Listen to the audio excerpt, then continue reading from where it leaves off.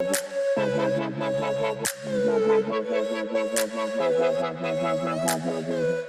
I wanted to talk to you a little bit about the vaccine and about COVID. Now that it's here, it's getting mass distribution. Of course, it's not going as fast as everybody wants, but there is a line of sight to when it's going to be done. How do you think consumers are going to react once everybody is vaccinated? And then how has that changed your guys' approach at Milk? Like, are you making any bets based on those views? Well, first off, the answer I want to give is not a political answer, whether anybody did a good job or anybody did a bad job. That's not Yep. the point right now. But I will point to last week, Goldman Sachs, the day after the riots, the day after the Democrats won the Senate, they increased their GDP estimates for the US from 5.9% to 6.4, which is a huge jump.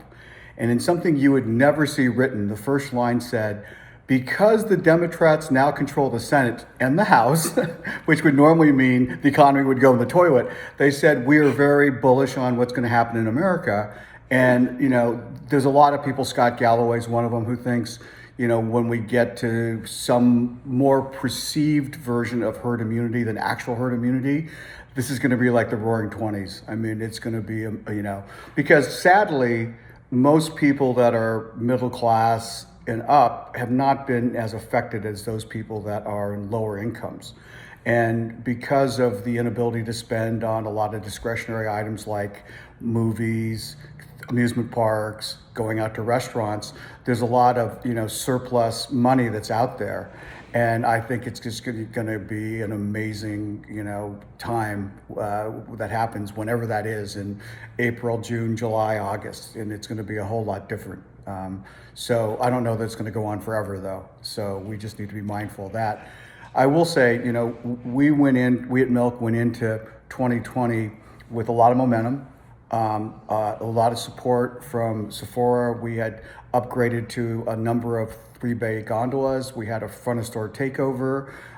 We had this pop-up at Times Square. We had this big collaboration thing with Billie Eilish. And every single one of those things started after March 15th. So we had paid to get them all put up and then got none of the benefit.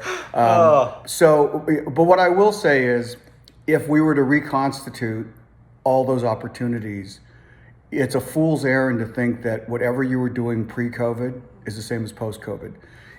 We saw it took 20 years to have e-com, not counting groceries, go from 0% in 2000 to basically 18% in 2020. And then once we got to 2020, it took us 6 weeks to go from 18% to 27%. So a whole decade happened. So it's hard to believe that things are going to be the same. And I'll give you an example that Sephora stores may open. There's not going to be testers in the same way we know it. So that was really the distinction between, prestige and mass, is that you had testers. So how are we going to adjust to that? How are we going to animate new products that you can't try on, and that the fact that your brand has a red lipstick, well, what does it really look like on your lips versus my lips? And what does it smell like? And those things we have to figure out how to deal with that. And that's just one aspect of it. Not to mention, all of us have to be better at e-commerce across the board, right? E-commerce on our own sites, e-commerce on our third-party sites. I keep pushing the team that everybody says the right thing. Oh yeah, we got to do e-commerce, we got to do this, but how have we changed our resource allocation? Have we gotten rid of certain people and added new people? Not really. The only thing I'd say I learned in being in retail and I haven't been in that long is everything is cause and effect. Nothing happens in the store that you didn't do something to deliberately make something happen.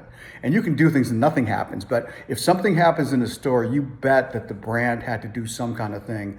So I think it's incumbent upon everybody to just kind of rethink the whole game and figure out how to compete in this world that we're uncertain of. We have certain clues to where it might go, but nobody knows what it's going to be like.